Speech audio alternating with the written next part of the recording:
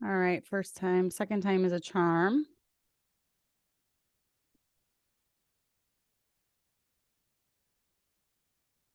Let me go share this while people join.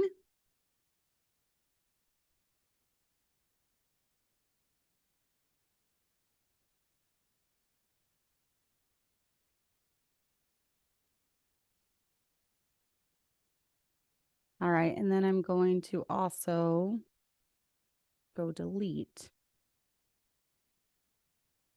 the first one.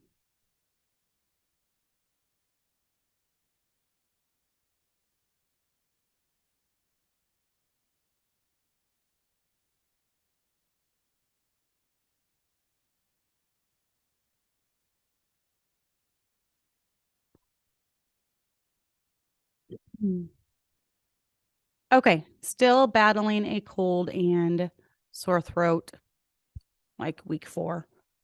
So excuse any coughs, clearing my throat, whatever. I know it annoys me too, believe me. I can't wait for it to be done. Okay.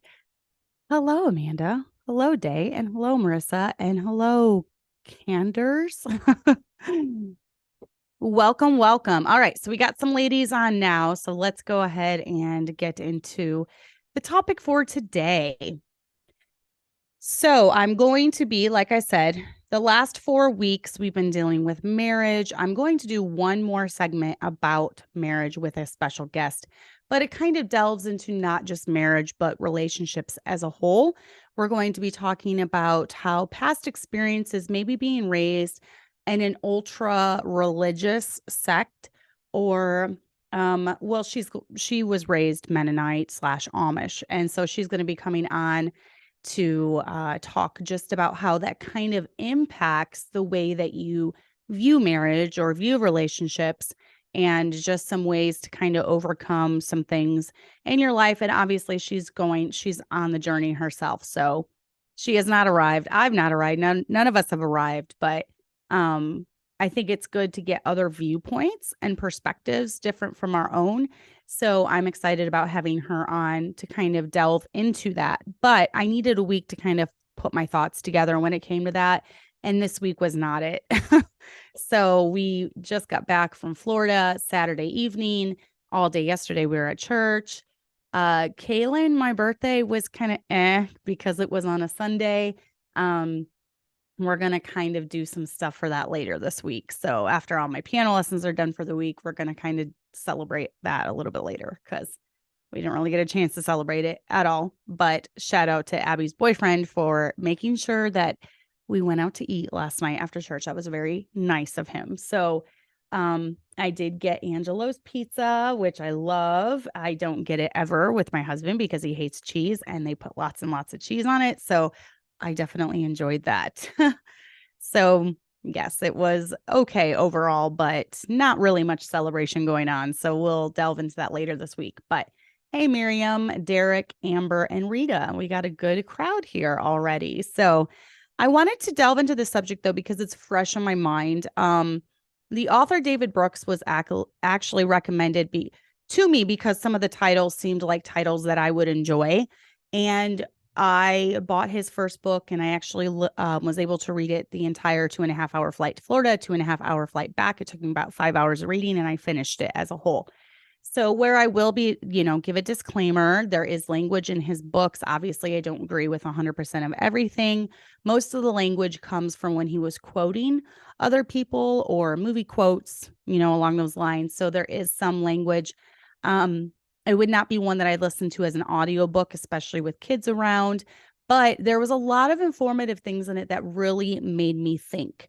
I love this quote that I saw this week. Every $15 that you spend on a book is like spending $15 on a mentor. And that's true because different books that we read can, shape our opinions and our thoughts and kind of give us food for thought. And that's really what this book did for me. So this is on my mind right now, and it gave me a lot of food for thought. So I wanted to delve into it while it was still fresh. I'll be reading a lot of quotes from the book. We'll kind of be going over some different points that he made and just kind of give you some food for thought when it comes to approaching relationships with others in your life. And it's amen, Derek. Okay, now I know who you are. So good to have you. I'm glad you're on, even though you're a man, and this is obviously geared towards women. But hey, if you're a man and you want to get something out of it, that's fine. Please, I don't want to be preaching at you. So I think it's in the heart of every human to be seen, to be heard, and to be known. Social media has offered all of us a way to make that happen in a sense. And he kind of talks a little bit about social media and how it kind of does it on a superficial level in the book. And I thought that was good too. But most of the times with social media, it's just offering everyone a window into our lives. It's not the real thing, just glimpses of highlights and special times that come into our life. Very rarely do many of us post the raw emotions and events that we go through every single day. And if we do, not many want to see that part of us, honestly, if we're being honest. We all have problems. We all have issues. We all have insecurities. But at the core of our being, we want special people in our lives to really know us, love us, and accept us with all of our flaws and weaknesses. I want to focus on relationships in the month of February. Relationships are the foundation for a life well lived. Woven through the Bible, we see different relationships presented to us. We can learn how to do relationships and how not to do relationships just by looking at Bible stories and applying them to our lives. I read a book this last week during a 5-hour round trip flight. It gave me a lot of food for thought, and I'm going to try to implement some of these things and basic concepts into my own life. The book is How to Know a Person, The Art of Seeing Others Deeply and Being Deeply Seen by David Brooks. From the beginning, I was captivated because I do care about making an impact in others' lives, but I also want to be seen.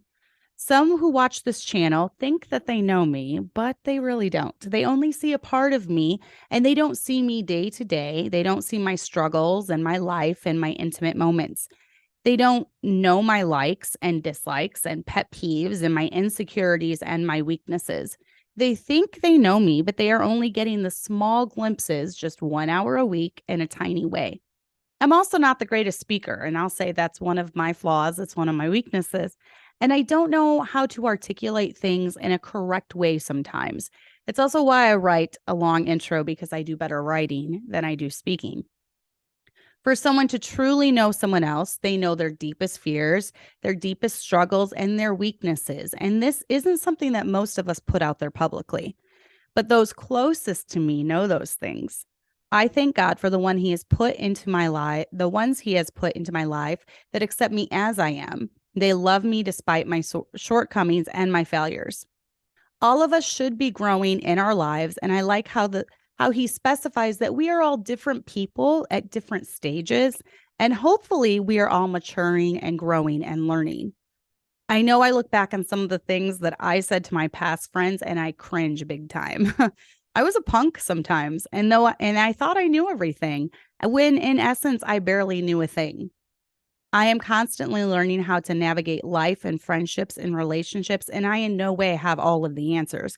Each trial and each good time that I go through as a wife, mom, and friend are teaching and growing me and defining who I am as a person. This book showed me how to help grow the relationship side of things. And once again, the disclaimer, there is some language, especially when he quotes people. I personally don't believe in using foul language of any kind, cussing of any kind, because I think that a person of intelligence can't find better words. It's only someone of lower intelligence that has to use those fill-in words. You can think there's so many beautiful archaic words out there that aren't used enough. And I think we can use a word. Instead of using a foul language, use a word like abysmal or despondent or destitute or, just there's lots of other words you can use instead of foul language. So I don't agree with that.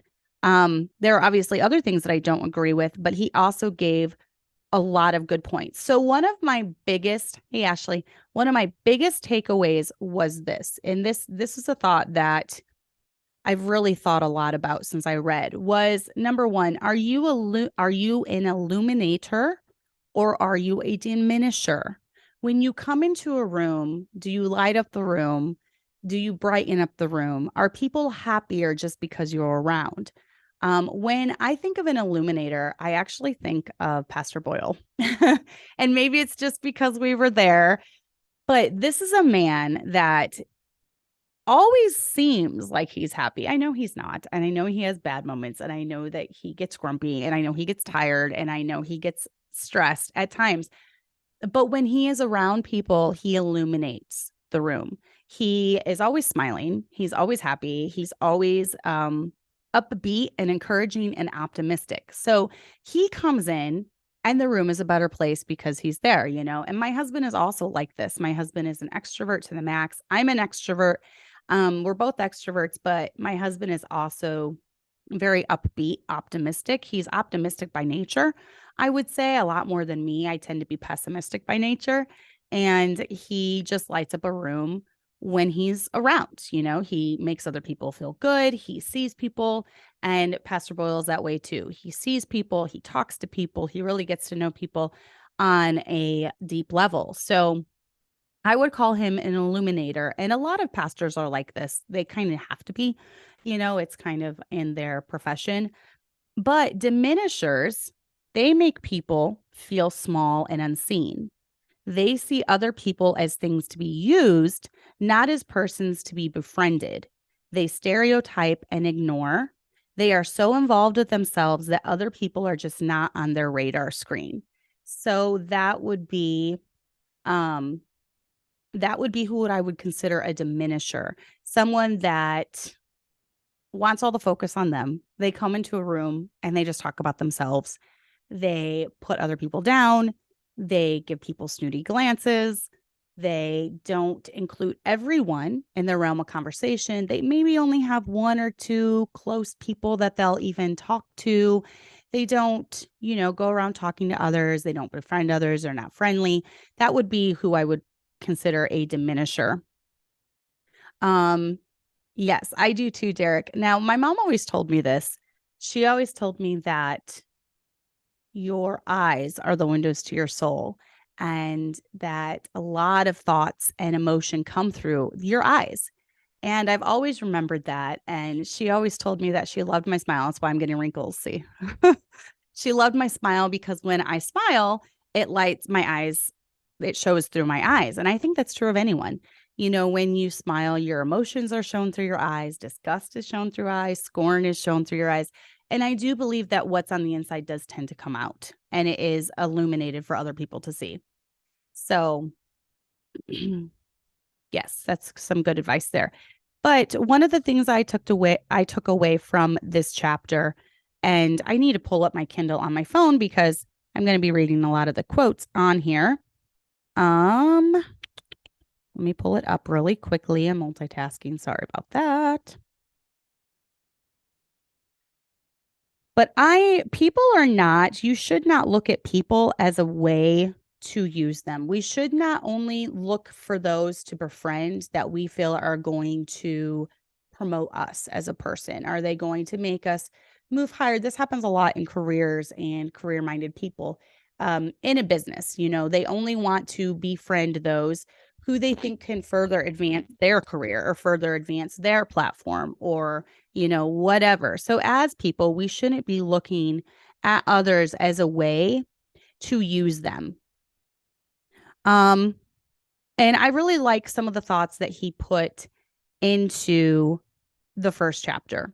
And the chapter 1 is the power of being seen. You know, we talk about the importance of relationships, community, friendship, social connection, but these words are too abstract. The real act of building a friendship or creating a community involves performing a series of small, concrete social actions well. And I like these. Disagreeing without poisoning the relationship. Do you know there's a way to do that? You can do that. You can disagree with someone without poisoning the relationship or ending it. Disagreeing without poisoning the relationship, revealing vulnerability at the appropriate pace. You don't want to just meet someone and just unload your entire life, but you also don't want to meet someone and after a year or two, they have no idea who you are as a person. They don't know any of your vulnerabilities. They don't know any of your weaknesses. You're too closed off. You build walls, you know, you build up those walls. So there's a balance when it comes to that. Being a good listener, knowing how to end a conversation gracefully, knowing how to ask for and offer forgiveness, knowing how to let someone down without breaking their heart, knowing how to sit with someone who is suffering, knowing how to host a gathering where everyone feels embraced, knowing how to see things from another's point of view. And I love those tips. I think if we all just did that, that would help improve relationships by 100%. There, he does go into depth about sitting with someone through their suffering. And I really like it because for me as a fixer, I often have a hard time when someone is going through something difficult. I have a hard time knowing what to say. Well, he talks about how sometimes you don't need to know what to say. Sometimes you just need to be there. Sometimes it's just your presence. Sometimes it's just sitting with them through their grief. You know, Job's friends kind of started out doing that, but then they started talking. And you saw how it ended them in hot water when they started talking. So I think sometimes just the act of letting them know. I remember, and I actually handled this okay, and I didn't even know how I would handle it. It just happened. And I've tried to rethink back to this and be like, okay, I need to do more of this and less of talking. But one of my friends, we've only saw each other maybe once a year at volleyball camp. She had had a stillborn baby, and it was just a few months before. It had happened on Easter weekend, and this was in June when we saw each other. I knew she was grieving. And as a mom, I honestly can't imagine anything worse than losing a child. And I have no words of comfort because actually having to carry a baby to 9 months, going through labor and delivery, and delivering a perfectly healthy baby that's dead, I just don't even know what I can say in that situation. So I didn't know what I was going to say. I didn't know what I was going to do. But when I saw her the first time we came walking in, I started bawling. She started bawling, and we just hugged. And that's all I could do. I didn't have anything to say. I didn't have anything, no words of wisdom, because I have no idea what it's like to go through. She didn't need words of wisdom. She just needed someone to sympathize with her and to sorrow with her and to cry with her and to weep with her. And that whole week of volleyball camp, we talked a lot about it. And I just let her cry, and I cried with her. And I think that was probably more healing to her than anything I could have said. I have no profound words of wisdom. She's heard it all. She's heard, they're in a better place. You'll see him again, blah, blah, blah. But she had a broken heart, and she had aching arms because they should have been carrying a 4-month-old, a 5-month-old, and she didn't have that. So sometimes all you need to do is just be there and cry with someone. All these different skills rest on one foundational skill: the ability to understand what another person is going through. There is one skill that lies at the heart of any healthy person, family, school, community, organization, or society: the ability to see someone else deeply and make them feel seen, to accurately know another person, to let them feel valued, heard, and understood. The worst sin towards our fellow creatures is not to hate them, George Bernard Shaw wrote, but to be indifferent to them. That's the essence of inhumanity. To do that is to say, you don't matter. You don't exist. Diminishers make people feel small and unseen. They see people as things to be used, not as persons to be befriended. And I already said this, but I'm going to say it again. They stereotype and they ignore. They are so involved with themselves that other people are just not on their radar screen. So those are all some good tips just from the first chapter. Now there's a bunch of chapters here. Yes, I know. I just cleared my throat. Let me go see them real quick. So I highlighted a bunch. There's so much more I could have highlighted because this book is just full of stuff. Part 1 is talking about ICU, the power of being seen, how to not see a person, illumination, being an illuminator, accompaniment, what is a person, good talks, and the right questions to ask people. And I'm going to go through some of those too. But There is an epidemic of blindness when it comes to other people and how we react to other people, how we relate with other people. We don't see people. We don't truly see that everyone has their struggles, everyone has their things, and every person has a story to tell. Throughout the book, he talks a lot about just when he was on a plane, which I read my whole book on a plane, so I did not do this. And you can also pick up social cues. You can tell if someone's interested and wants to talk to you. And this goes along with soul winning as well, right? You can tell when someone wants to talk to you. You can tell when someone doesn't want to talk to you. You can tell when someone's open to the gospel. You can tell when someone's not open to the gospel. So it all comes with having social skills.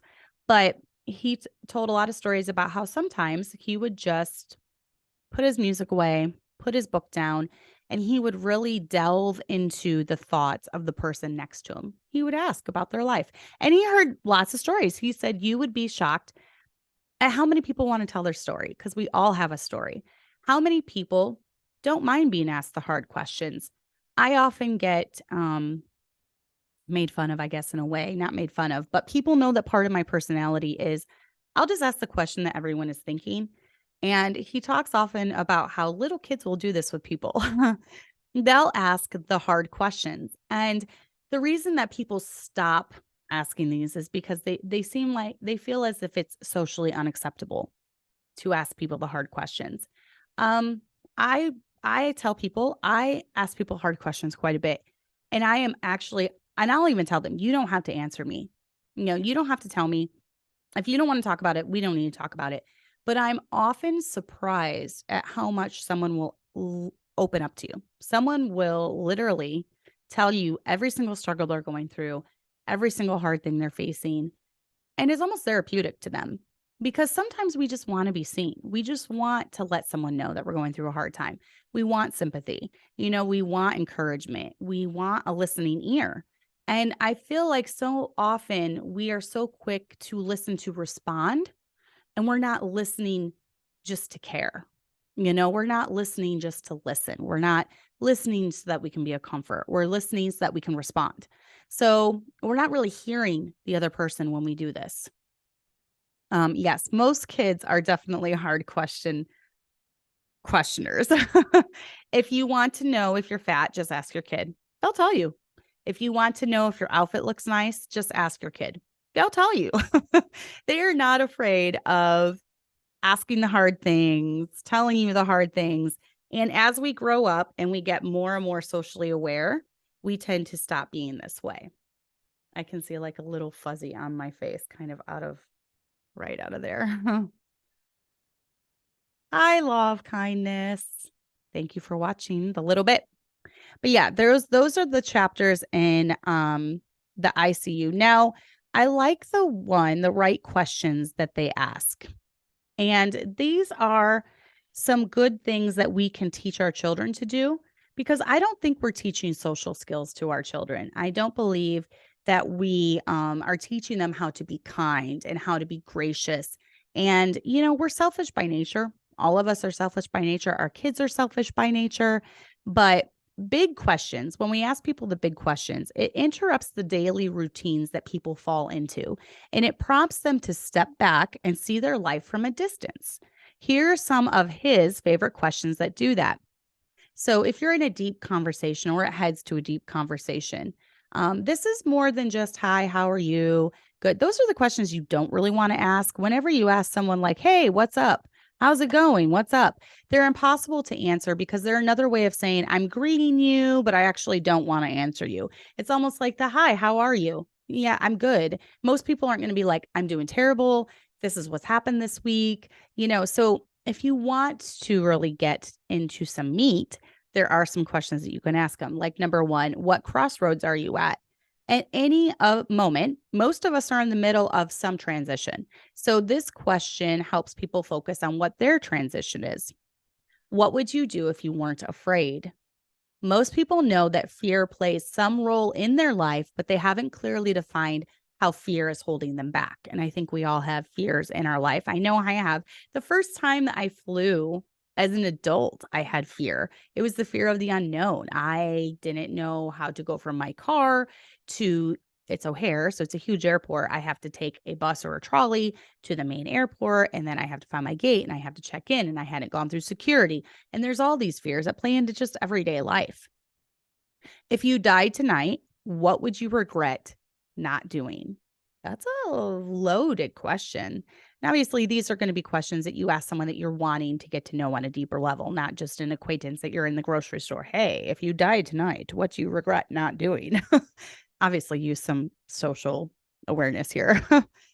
If we meet a year from now, what will we be celebrating? So, what will we be celebrating?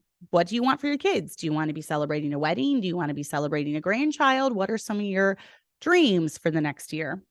If the next 5 years is a chapter in your life, what is that chapter about?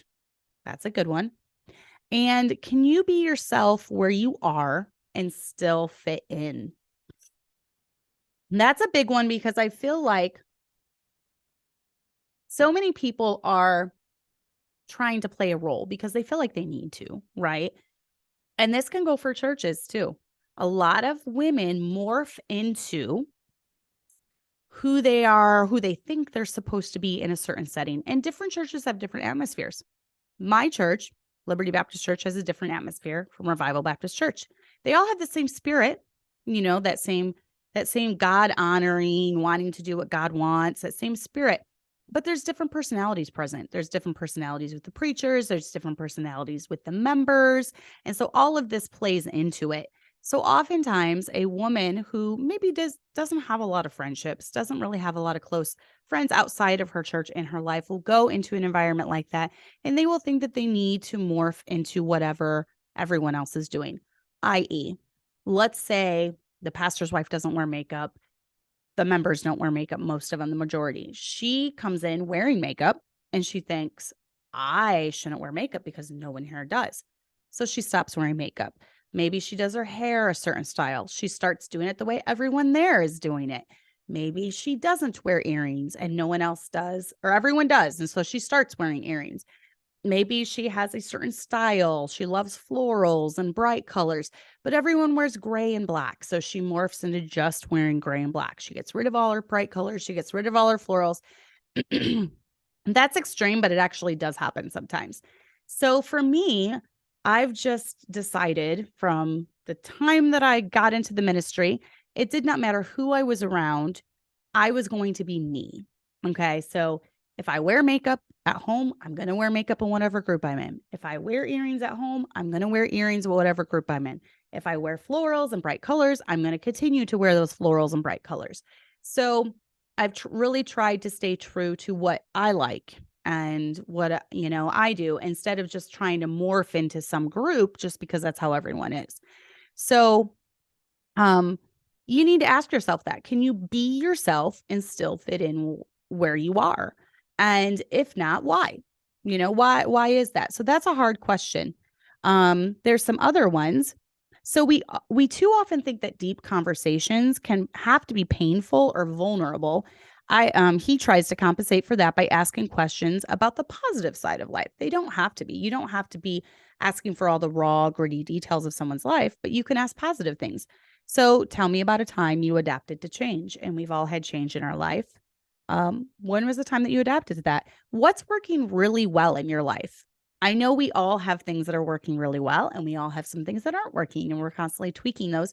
Well, what are some things that are working really well in your life? And this channel is kind of my arm of this is what's working well for my, in my life. And that's why I do it. I'm offering what's working well in my life. It's not that I have all the answers to everything. And this is also too why I won't talk about a topic that I have no experience in, because I don't want to offer experience in something that I don't have. So this is what's working well in my life. This is what's working well with raising teens. This is what's working well with raising kids. This is what's working well with toddlers. This is not what's working well. And I'll even, put those things out there too sometimes, but that's what I do on this channel. What are you most self-confident about? We all have areas where we know we're good. We all have areas where we know we're not. But for the positive side, what are you most self-confident in? Which of your 5 senses is strongest? Have you ever been solitary without feeling lonely? Or What has become clearer to you as you have aged? And that is a really good question. I actually would love asking that question to older women. What has become clearer to you? What is something that you've learned? What was kind of fuzzy when you were younger, but has become clearer as you've gotten older? In modern society, we generally refrain, unless you're a kid, from asking the kinds of big questions that he just laid out. I guess we're afraid of invading people's privacy, afraid that the conversation will get too heavy. It's a legitimate concern. But he's found in almost all cases that people are too shy about asking questions, not too aggressive. They're not aggressive, they're just too shy. People are a lot more eager to have deep conversations than you think. And I believe this because I've asked the deep questions and people are willing to tell me. They're willing to talk to me. I've had some very deep conversations with people that I've only known maybe a year or two. And people that have known them from a decade have never had that type of conversation with them because they're not willing to ask the big questions. They're not willing to ask the deep questions. And I know for me, I like to be seen and I like to be heard. And most people do. And that's why they're willing to talk about the deep things. They're willing to tell you their thoughts and their fears and their insecurities. So, yeah, that's some good advice. He said, well, doing the research for this book, I interviewed many people, seminar leaders, conversation facilitators, psychologists, and focus group moderators whose job it is to ask other people about their lives. I asked these experts how often somebody looks back at them and says, none of your business. And I left a word out. Every expert I consulted had basically the same answer, almost never. And I found that to be true too. People are longing to be asked questions about who they are. The human need to self-present is powerful, notes the psychologist Ethan Kross. A 2012 study by Harvard neuroscientists found that people often took more pleasure from sharing information about themselves than from receiving money. The Belgian psychologist Bernard Raime found that people feel especially compelled to talk about negative experiences. The more negative the experience was, the more they want to talk about it. And I almost feel like that's a way of self-therapy in a way. I know for me, I have to get things off my chest. I have to talk about it to process it. And I found that to be true in my own life, that I will often talk a lot about the negative experiences. So anyways, every person is a mystery.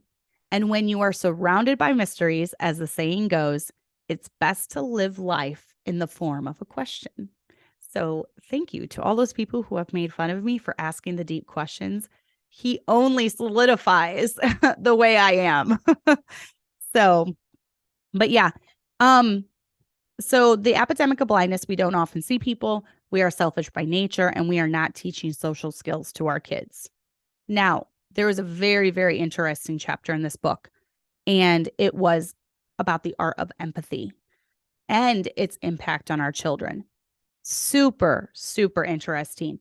There was a lot that went into this chapter talking about how important it is for kids to have good relationships with their parents, how there needs to be love and support in the home, and how often many of the struggles that kids have being raised by their parents, if there's lack of empathy, if there's lack of support, if there's lack of love in the home, they carry this for the rest of their lives. And they often reproduce that in their own children because they're broken. They're broken in some ways. And so this was very eye-opening. I kind of already knew this when it came to kids and things, but better relationships with kids produced well-balanced adults. And let me go to some of the things that I highlighted in this. The men in this study with warm relationships with their fathers enjoyed their vacations more through life, were better able to use humor as a coping mechanism, and were more content in their retirements. A warm childhood environment was also a better predictor of adult social mobility than intelligence. And then I highlighted just some things in here. Whereas a warm, let me just go to this. This is on page 137 of the book. I'm just going to go to where I highlighted this.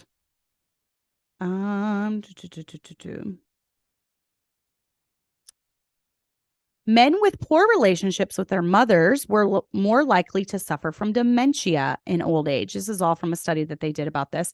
Those who grew up in cold homes took more prescription drugs of all kinds, spent 5 times as much time in psychiatric hospitals. As the study's longtime director, George Valiant, put it, whereas a warm childhood, like a rich father, tends to inoculate a man against future pain, a bleak childhood is like poverty. It cannot cushion the difficulties of life. Yes, difficulties may sometimes lead to post-traumatic growth, and some men's lives did improve over time, but there is always a high cost in pain and lost opportunities. And for many men with bleak childhoods, the outlook remained bleak until they died, sometimes young and sometimes by their own hands. Trigger warning, he also talks a lot about suicide in this book and the correct response to those that are struggling with depression. This was kind of eye-opening to me because in one part, he even talked about how most people avoid asking about suicide in someone that's struggling with depression. But he said it's not always good to avoid the discussion and make sure that they're not contemplating it, because most people struggling with severe depression have contemplated suicide or are contemplating suicide. So he gave a lot of good pointers. He actually had a very, very close friend, like best friend, who took his own life. And so he's had experience with this, and he said he did some things wrong, he did some things right, and he kind of goes over what those are. And I think it's an invaluable look into the mind of someone that is suffering from depression. So that was really good. Chapter 2. Children respond to harsh circumstances the only way they know how. They construct defenses to protect against further wounding. They draw lessons, adaptive or maladaptive, about what they can expect from life and what they need to do to survive. He talks about how, as a child, we form patterns. We form patterns when it comes to how we react to other people, how we react to criticism. If we've had overly critical parents, we often react very poorly to any criticism of any type. That was very interesting.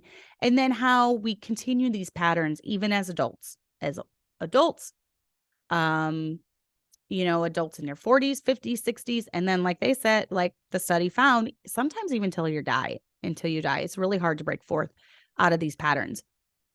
These defenses and lessons are often unconscious. If you hope to know someone well, you have to know something about the struggles and blessings of their childhoods and the defensive architecture that they carry through life. So here are a few of the defenses that many people carry inside, sometimes for the rest of their lives. And then he goes over this. So one of them is avoidance. Avoidance is usually about fear. Emotions and relationships have hurt me, and I will minimize emotions and relationships. People who are avoidant feel most comfortable when the conversation stays superficial. They don't like the deep conversations. They often over-intellectualize life. They retreat to work. They try to be self-sufficient and pretend they don't have needs. So often they have not had close relationships as kids and have lowered their expectations about future relationships. A person who fears intimacy in this way may be always on the move, preferring not to be rooted or pinned down. They're sometimes relentlessly positive as to not display vulnerability. They engineer things so that they are the strong one others turn to, but never the one who turns to others. Deprivation. Some children are raised around people so self-centered that the needs of the child are ignored. The child naturally learns a lesson: my needs won't be met. It's a short step from that to I'm not worthy. A person haunted by a deprivation schema can experience feelings of worthlessness. Feelings of worthlessness throughout life, no matter how many amazing successes they achieve. They often carry the idea that there is some flaw deep within themselves, that if other people knew it, it would cause them to run away. When they're treated badly, they're most likely to blame themselves. Of course he had an affair. I'm a pathetic wife. They sometimes grapple with fierce inner critic. Overreactivity. Children who are abused and threatened grow up in a dangerous world. The person afflicted in this way often has, deep in their nervous systems, a hyperactive threat detection system. Some people interpret ambivalent situations as menacing situations, neutral faces as angry faces. They are trapped in a hyperactive mind theater in which the world is dangerous. They overreact to things and fail to understand why they did so. Passive aggression. Passive aggression is the indirect expression of anger. It is a way to sidestep direct communication by a person who fears conflict, who has trouble dealing with negative emotions. It's possible such a person grew up in a home where anger was terrifying, where emotions were not addressed, or where love was conditional, and the lesson was that direct communication would lead to the withdrawal of affection. Passive aggression is thus a form of emotional manipulation, a subtle power play to extract guilt and affection. A husband with passive aggressive tendencies may encourage his wife to go on a weekend outing with her friends, feeling himself to be selfless martyr, but then get angry with her in the days before the outing and through the weekend. He'll let her know by various acts of withdrawal and self-pity that she's a selfish person and he's an innocent victim. And he talks about these defenses are not entirely bad. I once read a great phrase in a book by the British writer Will Storr that captures the dual nature of our defenses. He proposed that most great fictional characters, and by implication, most great people, have a sacred flaw. His point was that each of us goes around with certain models in our head that shape how we see the world. You build these models starting early in life, and they work for you. They help you defend yourself from neglect or abuse. They help you anticipate how people are going to behave. They steer you to act in ways that get you affirmed and loved. The big thing your models do is help you see your life as a story in which you are the hero. We seek out the people, the articles, and the books that confirm our models. We can get a sense of somebody's models, especially the defensive ones, by asking them to complete sentences like, "The most important thing in life to me is," or "I'm only safe when." For example, I know plenty of people in politics who have built themselves over reactive defensive models. They feel safe only when they're on the attack, fighting righteously against their foes. They learned that in childhood, life is combat. So for a time, these models work for them. But as we wage our battles against political enemies, they rose in status, power, and esteem. Meanwhile, they grew tough and resilient. Okay, so then he goes into that. He goes into anger and how bad anger is and how bad anger is in a home. Angry people are always in search of others they can get angry at. Anger is unattractive. Anger is stupid. A person who is perpetually angry is always mishearing and misreading others. He misperceives what the other person said so he can have a pretext to go on the vicious attack. Worst of all, anger escalates. People are always talking about venting anger or controlling anger or directing anger. In fact, the anger is always in control, ratcheting up higher and higher, consuming the host. And I think this is good that he put this in this book because anger is something that all of us honestly deal with. But it is something that can be overcome. And the Bible does talk about being angry and sin not. So sometimes there is a time for anger, but we need to learn how to be angry and yet not sin. So I would, as a parent, as a mom, I would do a study on anger in the Bible. See all the times, there's verses about being friends with an angry man. It's not wise to be friends with an angry man. I don't know the exact words of that, but there's things about anger are all throughout the Bible. So I would encourage you to do a word study on anger with your kids and then go over the verses, show them how, it's okay to be angry in this situation, but we still have to be angry and sin not. We still need to be able to address sin without getting angry. And you as the parent, you're going to be able to model that the best for your children. But all back to all these models working, these models that we start he talks about the architecture of our life, right? And so much of this is ingrained in us as kids. We figure out coping mechanisms. So if we're being raised in an abusive environment, if we're being raised in an angry environment, if we're being raised in a hostile environment, we figure out these coping mechanisms to deal with that other person's anger that's being directed towards us. And as we figure out ways of coping, we tend to take that into adulthood and beyond. We still use those coping mechanisms. And maybe we're triggered. That's where the word trigger comes from, right? We're triggered if we perceive someone being angry, but it's not only if they're truly angry, but sometimes we think someone's angry and they're not. Maybe they're just passionate about the subject that they're talking about and they're getting passionate, but that takes us back in our mind at a time where every time there was passion involved, there was anger involved. And, so that kind of tricks our fight and flight response. And so all of these things from the time that we were a kid and we were being raised in this is carrying through our adult years. And you can have victory, but it's definitely going to take some working through baggage. So yeah, so that was a really good thing just about that is a really good thing just about anger and how important your home life is for your kids and how, relationships with your kids are so important. It's not just our job to raise our kids until they're 18 and then just wash our hands of them. No, our job as parents, when we bring that child into the world, is to raise them in a happy home. It's to raise them in a loving home. It's to raise them in a home that glorifies God and brings honor to Him so that they'll want to follow that path as they grow up and move out, right? So empathy is involved in every stage of the process of getting to know a person, but it is especially necessary when we are accompanying someone who is wrestling with their wounds. The problem is that a lot of people don't know what empathy really is. They think it's an easy emotion, right? You open up your heart and you experience this gush of fellow feeling with another person. By this definition, empathy feels simple, natural, and automatic. I feel for you. But that's not quite right. Empathy is a set of social and emotional skills.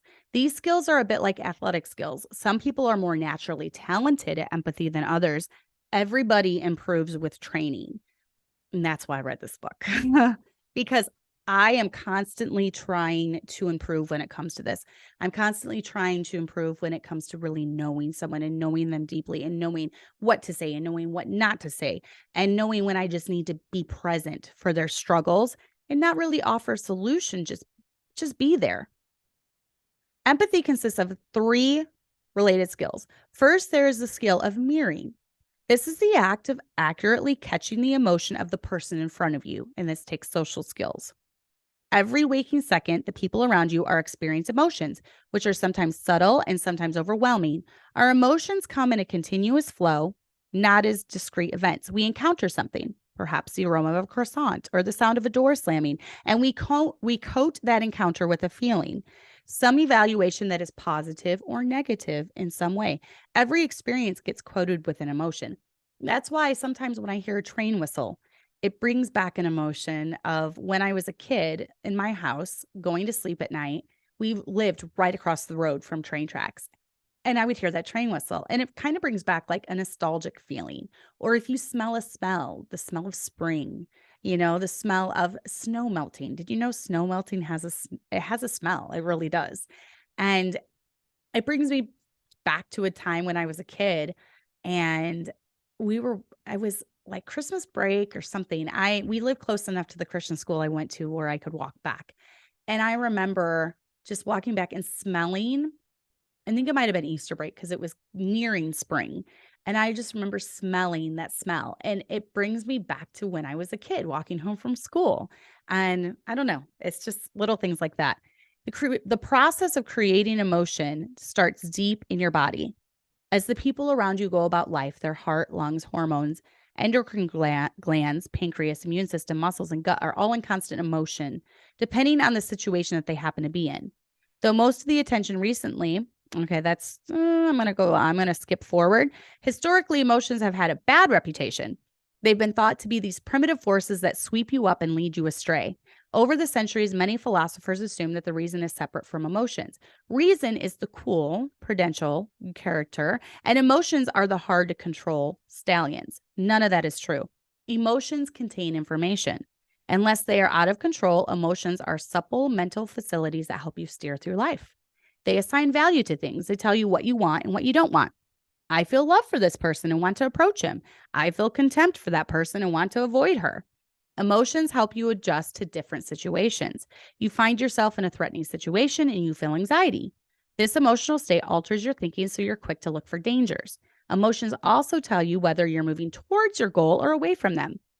If I want to know you, it's moderately important that I know what you think, but it's very important that I have some sense of the flow of what you feel. So it kind of goes into mirroring. Mirroring is like, if I'm talking to you and you're angry, I have a furrowed brow. If you're sad, I have a sad look. If you're happy, I'm happy with you. If you're excited, I'm really excited for you. It's mirroring what the other person is feeling. You're deeply feeling, you're deeply connected. You're not just sitting there like this. When someone's describing to you a pivotal moment in their life, you're feeling what they're feeling. You're engaged in what they're talking about. You're listening to them. You're really feeling what they're feeling. So mentalizing is another one that helps us see emotional states in all their complexity. People generally have multiple emotions at once. If I see you on your first day at job, I may notice your excitement. Mentalizing helps us simultaneously sympathize with the person while also detaching to make judgments about them. I may feel genuinely bad that you're miserable because somebody scratched your Mercedes. I may also think you're reacting childishly because too much of your identity is wrapped up in your car. And then the third empathy skill is caring. Con artists are very good at reading people's emotions, but we don't call them empathetic because they don't have genuine concern for the people they're reading. Children are very good at empathetic distress, feeling what you're feeling, but not as good as empathetic concern, knowing what to do about it. You're crying because you had a bad day at work, so they hand you a Band-Aid, which is sweet, but not what you want a grown-up to do. So mentalizing is another thing. Okay. So like for an example, when writing a thank you note, my egotistical instinct is to write a note about all the ways I'm going to use the gift you gave me. But if I'm going to be an empathetic person, I need to get outside of my perspective and get inside yours. I'm going to write about your intentions, the impulses that led you to think that this gift is right for me, and the thinking process that impelled you to buy it. So once again, it comes back to what they're doing. So that's kind of about empathy. I'm going to go and just read the last highlights that I have. I think we need to all realize that we're a work in progress, and so is everybody else. And this book talks a lot about it, about how we should be better at relationships and better at dealing with things at 40 than we were at 20. I know I'm totally different at 43 than I was at 23. Give people time to grow and learn. Give people grace. They're going to mess up, especially if as a 43-year-old, I'm friends with a 25-year-old. She doesn't have near as much wisdom as I do. She hasn't been through all the paths of life that I have and made all the trials and all the blessings and all the experiences. So I'm going to go a little easier on her than I would on someone who's 60 and acting like a 25-year-old. So the psychologist Dino Gilbert has a famous saying about this. Human beings are a work in progress that mistakenly think they are finished. And that's why I always say none of us have arrived. We are also blind to the fact that a change in life circumstance often requires a renovation of our entire consciousness. And I look back at my life and there is definitely pivotal moments where, yes, I cleared my throat. There were pivotal moments in my life that I can see really reshaped the way I thought about things, because our life experiences shape our beliefs and our opinions. For instance, when I lost my dad, that's one of my earlier ones. When I lost my dad, I now knew what it was like to lose the rock in my life, to lose the main man in my life. This was at 17, so I wasn't married. The provider, I saw my mom go through the loss of her husband and all the emotions that went with that. When I lost my best friend to death, one of my best friends to death, little things like when we planted the church, when we went through a church split, it really makes me reevaluate ways that I handle situations, way that I offer compassion to other people that are going through those situations. And I'd like to think that it's helping me be a better person. I try to look at the hard things, and he talks about this in the book too. I try to look at the hard things as a way to help me grow through life rather than becoming bitter that they happened. How could I have handled this better? How could I have done better in this situation? And I think looking at that has really helped keep me from holding a lot of resentment when it comes to things, getting bitter at people, letting that bitterness eat me from inside. It's also kept my relationship good with the Lord because, the rain falls on the just and the unjust. And God has been there through all of those things for me. So he has been my rock where I didn't have it, where maybe I lost it. And So it's helped my relationship with the Lord too, just knowing, he is the potter, I'm the clay. He's molding me, he's making me, he's refining me, because maybe there's someone in my life down the road that's going to need just a sympathetic ear, and by someone who's been through it, by someone who's lost a couple babies to miscarriage, by someone who's lost a dad, by someone who's lost a friend, So I try to look at it that way. Realize your kids aren't perfect and you haven't had as much time. They haven't had as much time as you to learn. Okay. So what is wisdom? And that's chapter 17. What is wisdom? She who only looks inward will find only chaos. And she who looks outward with the eyes of critical judgment will find only flaws. But she who looks with the eyes of compassion, and I got to turn to this, she who looks with the eyes of compassion and understanding will see complex souls, suffering and soaring, navigating life as best they can. The person who masters the skills we've been describing will have an acute perceptiveness. She'll notice this person's rigid posture and this person's anxious tremor. She'll envelop people in a loving gaze, a visual embrace that will not only help her feel what they are experiencing, but give those around her the sense that she is right there with them, that she is sharing what they're going through. She will maintain this loving attention even as the callousness of the world rises around her.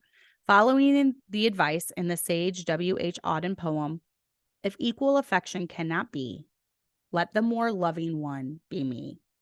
She's learned finally that it's not only the epic acts of heroism and altruism that define a person's character, it's the everyday acts of encounter.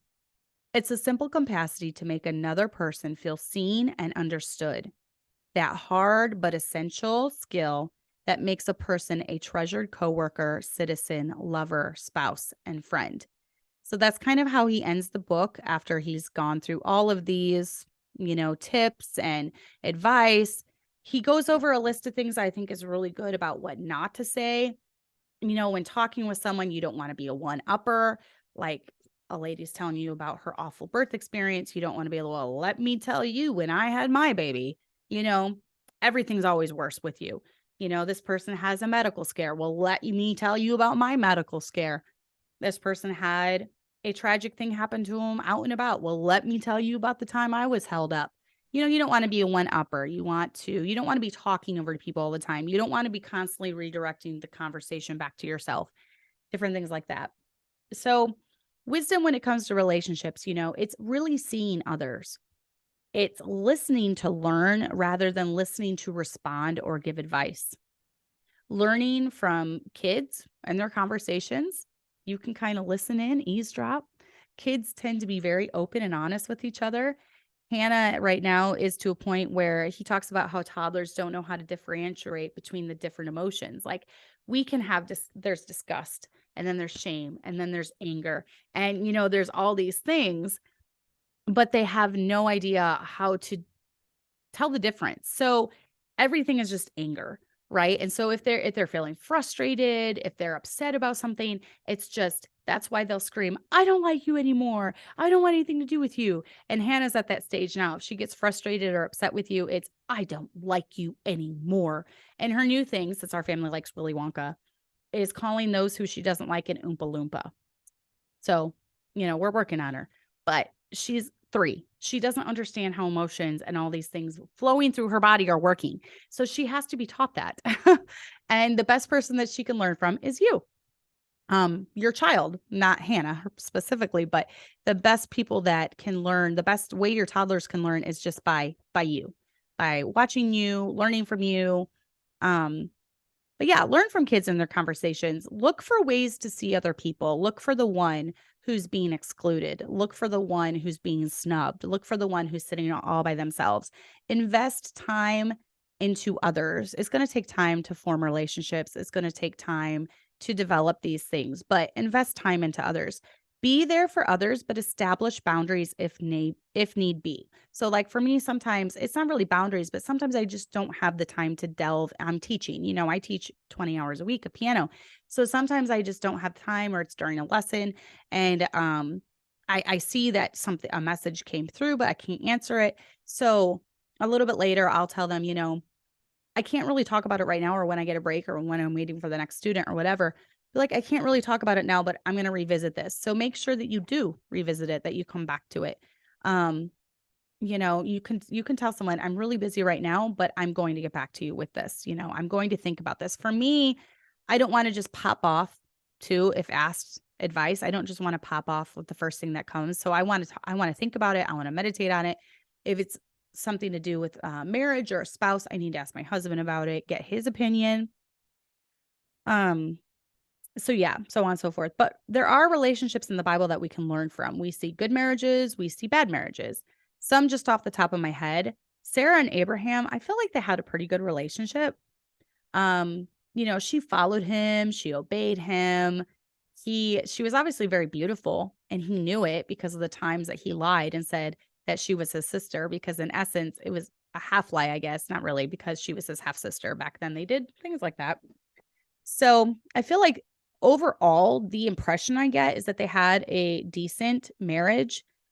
But then you look at Michal and David, they did not have a good marriage. And in fact, she scorned him so much and disrespected him so much that it got to be too much for him. And he never even had that husband-wife relationship with her for the rest of her life.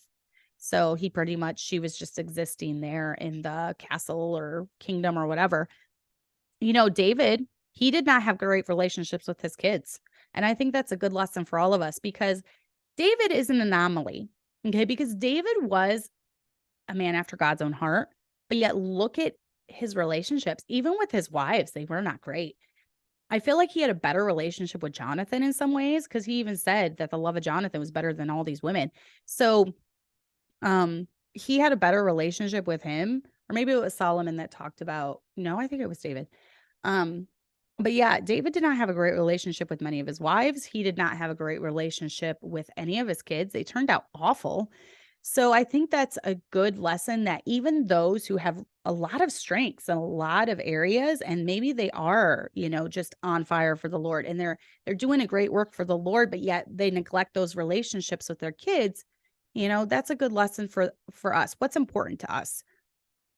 For my husband and I, a relationship with our kids is super, super important, and raising good kids is super, super important. So that's going to be top of the priority list, and if some other things like the church has to suffer a little bit because we need to focus on our family, then so be it. That's what's going to happen. We're going to put our family above the needs of other people's families. So, it's just looking into your priorities. Naomi and Ruth, they had a very special bond. She was it seemed like an awesome mother-in-law, and she was a great daughter-in-law. So they had a really special bond there. And then even Jesus and his disciples, some really saw him, and there was disciples that he loved. Even he just had that special place in his heart for him. The connection was so deep and it was so strong. He deeply saw them and he deeply loved him, and they deeply saw him and deeply loved him. But then there was other disciples that were pretty clueless. Peter, cough, cough, clear throat. So Peter was one of the ones that was pretty clueless. Relationships will be the foundation to us living good lives. Our relationships with our husband and children take up the majority of our time, but friendships and community at church offer so much more depth and color to our lives. I am so thankful for the deep friendships that I have in my life. I am so thankful. And I'm at a point where I am happy. I am content. Friendship quota is pretty full. I feel like with all the time, because relationships have always been important to me. So I invest a lot of time and effort into them. And because of that, I feel very happy and content. And I feel like looking through my life, God has used different friendships and different relationships at different times in my life when I needed them. So rather than bemoan the fact that I'm not friends with this person anymore, I appreciate that I had that friendship for so long. And I had it at a time in my life when God knew my heart needed it, and God knew that my soul needed it. And so he sent that person into my life for that reason.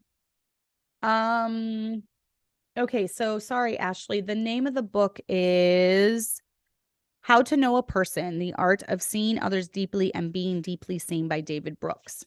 And remember, I'm not always going to be reading so-called Christian books or books that line up perfectly with what I believe. I do believe that most books, especially when they deal with subjects like this, can offer us tools to use in our life, even when it comes to ministry, when it comes to relationships with our husband, with our kids. Like I said, I think one of the most invaluable chapters in that book for me personally, as a mom of 8, was the part where it was talking about empathy and how children desperately need empathy shown to them as they're growing up. That, hands down, if you just read that chapter, I think that would help so much as a mom, just knowing that you need to be empathetic towards your kids. You need to offer them love. You need to offer them support so that they can grow up to be well-balanced adults. But take the time to cultivate relationships. Be open and honest. Don't offer advice when it's not asked for. Sometimes someone only needs a listening ear. Make a time to do things. So schedule it, etc. It should bother you if things don't work out when you have scheduled something. And I know that bothers me tremendously, but sometimes life just happens and things get in the way. But try to be a person that follows through on your commitments. If you're constantly canceling and something's constantly coming up, your life might be a little chaotic. You might need to pare down a little bit. Get rid of some fluff, get rid of some stuff if you can't keep any of the commitments that you have. So anyways, I skipped over a lot of stuff, and I could have read the whole book because there is so much in there that I think is an invaluable tool. But I hope if this has helped you at all, you'll leave comments, like, share, all that good stuff. Get the book and read it. For me, it was worth the $15, but I'm always going to be the one that spends the money on the books, because you spend $15 and it's like spending $15 on a mentor, because it does give you invaluable things, especially as a pastor's wife, and having this ministry, interacting with people, knowing what to say, knowing what to do, knowing how to be there for people during the hard times, I feel is very invaluable. So hopefully it helps. Look forward to my guest next week. And that is a really big, long YouTube name. The last person that left the comment, hello. So sorry if I missed any of the chat. I'm sorry, Kaylin, for the struggles that you've gone through in your life. But once again, it looks like you are using them for good, because you are using them to try to help others. And that's always a good place to start. So good job. Okay, I hope you all have a great week this week. I'm going to be enjoying the warmer weather. We're supposed to hit almost 50 this week here in Illinois, so that's pretty exciting. So I am enjoying that and enjoying being back on my schedule. Always good to fellowship with friends, but always good to be back in my routine as well.